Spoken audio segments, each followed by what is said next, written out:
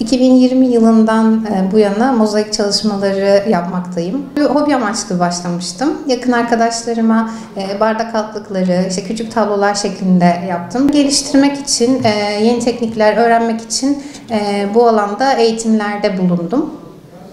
Hala Türkiye'deki mozaikle ilgilenen önemli isimlerden, onların deneyimlerinden faydalanmaya çalışıyorum. Tahtakalehan'da küçük bir mozaik atölyem var.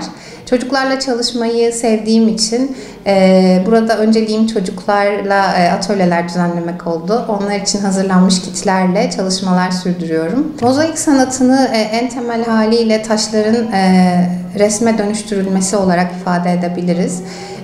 Tarihi 12.000 yıl öncesine dayanan Roma eserleri. Türkiye'de de Gaziantep'te Zeugma Müzesi'nde en önemli eserlerden biri Çingene Kızı tablosudur. Mozaik sanatının ana malzemeleri doğal taşlar, granit, doğada bulunan halleriyle mermerler, kerpeten, cımbız, bız adında bir alet kullanıyoruz.